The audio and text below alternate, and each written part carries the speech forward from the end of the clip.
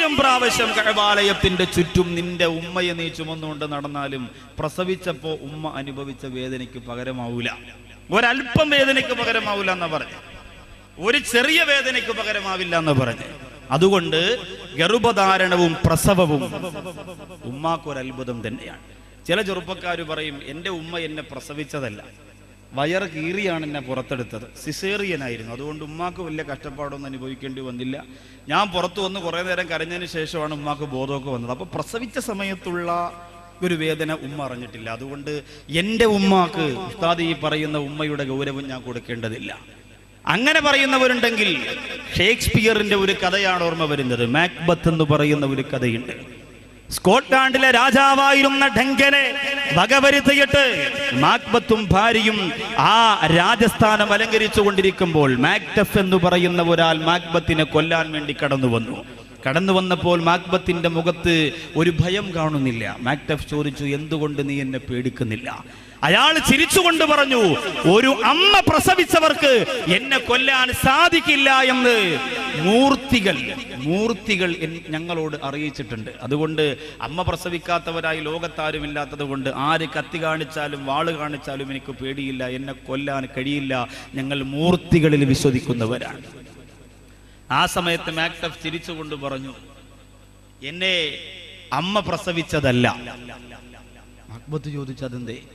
എന്നെ അമ്മ പ്രസവിക്കുന്നതിന് മുമ്പ് വയറ് കീറിയാണ് എന്നെ പുറത്തെടുത്തത് എന്ന് പറഞ്ഞിട്ട് പൊട്ടിച്ചിരിച്ചുകൊണ്ട് കഠാരം അക്ബത്തിന്റെ നെഞ്ചകത്തിലേക്ക് കടത്തിയെങ്കിൽ ഇതുപോലെ ചില ചെറുപ്പക്കാർ പറയും, എന്നെ ഉമ്മ എന്നെ പ്രസവിച്ചതല്ല, വയറ് കീറി പുറത്തെടുത്തതാണ്. അങ്ങനെയാണെങ്കിൽ ലോകത്ത് ഈ സ്നേഹം പഠിപ്പിച്ച പ്രവാചകൻ നബി മുഹമ്മദ് മുസ്തഫ സല്ലല്ലാഹു അലൈഹി വസല്ലമ തങ്ങൾ തന്റെ ഉമ്മയെ മാത്രമല്ല ഉമ്മ എന്ന് വിളിച്ചിട്ടുള്ളത്. പിന്നെയോ ഉമ്മയെ മാത്രമല്ല ഉമ്മ എന്ന് വിളിച്ചിട്ടുള്ളത്. ഉമ്മുനബിന്റെ ഉമ്മാനേറി ആമിനെ ഉമ്മാനബിയെ മുലകൊടു താറ്റി പോറ്റിയെ ഉമ്മ ബീവി ഹലീമ. അല്ലാഹുവിന്റെ റസൂൽ സല്ലല്ലാഹു അലൈഹി വസല്ലമ തങ്ങളുടെ പ്രിയപ്പെട്ട ഉമ്മ ആമിന ബീവിയാണെങ്കിലും പാല് കൊടുത്തതാരാ, ഓമനിച്ചതാരാ, പോറ്റി വളർത്തിയതാരാ? ഹലീമ ബീവി റളിയല്ലാഹു അൻഹയാണ്. അവരെ എന്താണ് അല്ലാഹുവിന്റെ റസൂൽ വിളിച്ചിരുന്നത്? മോനെ ഉമ്മ ഉമ്മ ഉമ്മ എന്നാ വിളിച്ചിരുന്നത്. അതുകൊണ്ട് സിസേറിയനായതുകൊണ്ട് വയറുകേറി പുറത്തെടുത്തത് കൊണ്ട് എന്റെ ഉമ്മയോട് എനിക്ക് സ്നേഹം കാണിക്കേണ്ട കാര്യമില്ല എന്ന് പറയേണ്ട ചെറുപ്പക്കാരാ. മാതാവിന്റെ സ്നേഹമെന്ന് പറയുന്നത് എന്റെ പ്രിയമുള്ള മക്കളാകുന്ന സഹോദരങ്ങളെ നമുക്ക് നിർബന്ധമാക്കിയെടുക്കുക. ഏറ്റവും വലിയ നീരുവറ്റാത്ത സ്നേഹത്തിന്റെ ഉറവയാണ് മാതാവിനല്ല പൊട്ടിച്ചു കൊടുത്തിരിക്കുന്നത്. അല്ലാഹുവിന്റെ ഖുർആൻ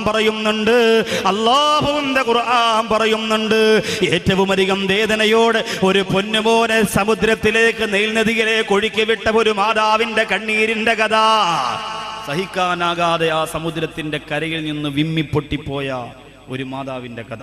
ഏതു പ്രവാചകന്റെ മാതാവാണത്?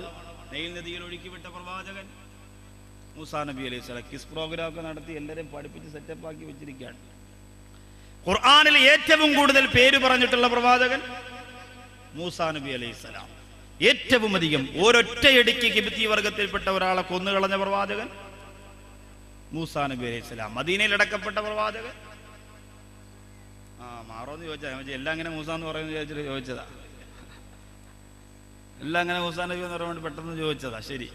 അപ്പോ ഈ മൂസാ നബി അല്ലാഹുവിന്റെ ഖുർആൻ പറയുന്ന വലഖദ് മനന്ന അലൈക മറത്തൻ ഉഖറാ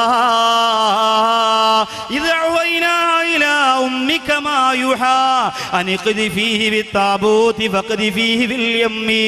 അല്ലാഹുവിന്റെ ഖുർആൻ പറയുകയാണ് ആ മാതാവിന്റെ സങ്കടമത.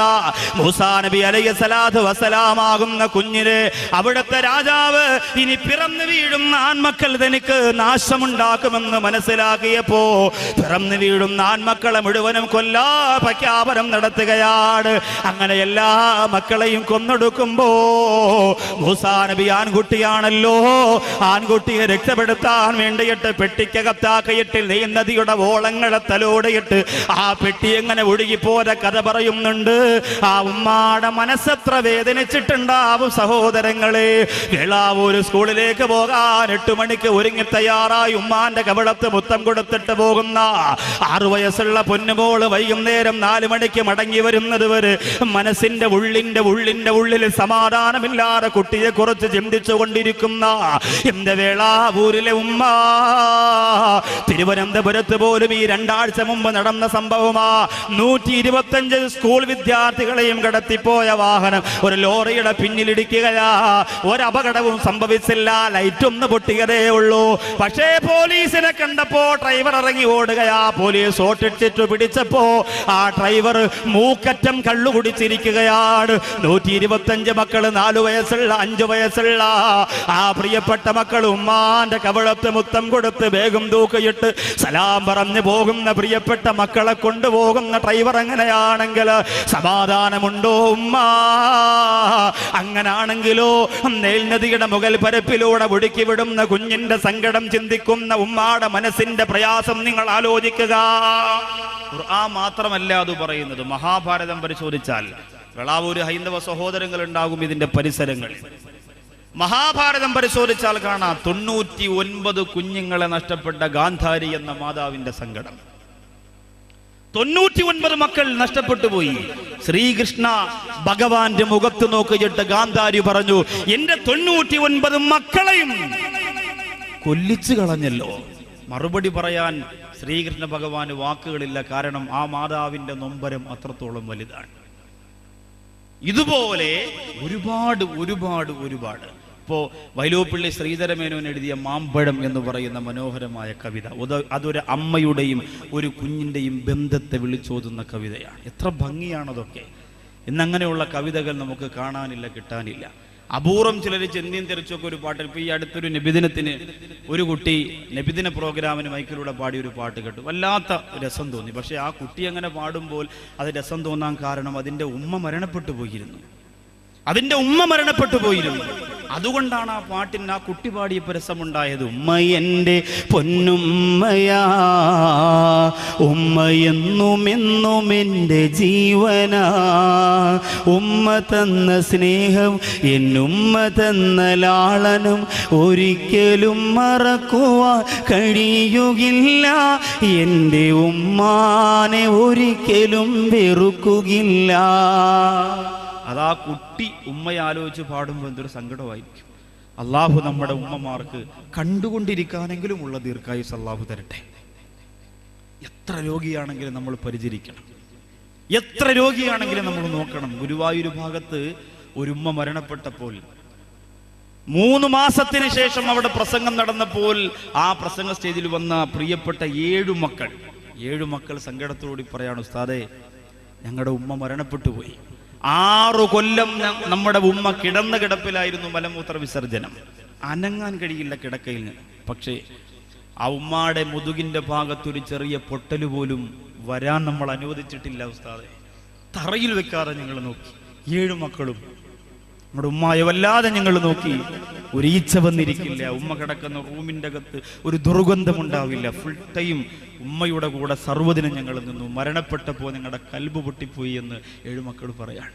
നമ്മളാണെങ്കിലോ ഉമ്മ ഒന്ന് ചുമച്ചു തുടങ്ങിയാൽ ഉമ്മയുടെ കാർക്കിച്ചു തുപ്പിയിട്ട് കഫം പുറത്തു വരാതെ നീ രാജസ്ഥാനിൽ നിന്ന് കൊണ്ടുവന്ന ഗ്രാനൈറ്റിന്റെ മുകളിൽ ആ മാതാവിന്റെ കഫം വീണു പോയാൽ മാതാവിനെ കാലിൽ പിടിച്ചു പുറത്തേക്ക് വലിച്ചെറിയുന്ന മക്കളുടെ മുമ്പിലല്ലേ ഈ വിഷയം നമുക്ക് പറയാൻ പറ്റുള്ളൂ. ആലോചിച്ചു നോക്കി.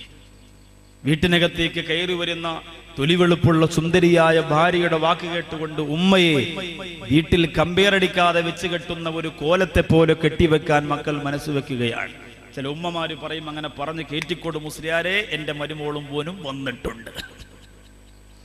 അങ്ങനെ പറയുന്ന ഉമ്മ ഇതിൻ്റെ അകത്തുണ്ടെങ്കിൽ ഇപ്പൊ ഇറങ്ങിപ്പോണം, ഇല്ലെങ്കിൽ നമ്മുടെ ദുആ പോലും അല്ലാഹ് സ്വീകരിക്കൂല. അത്രയ്ക്ക് ദുഷ്ടത്തിയാ സംഭവമൊക്കെ. ഉമ്മ വലിയ സെറ്റപ്പാ, ഓക്കെ. പക്ഷേ മുട്ടയ്ക്കകത്ത് ABCD എഴുതി മരുമോക്ക് വാട്ടിക്കൊടുത്താൽ അള്ളാടെ കുഴപ്പം.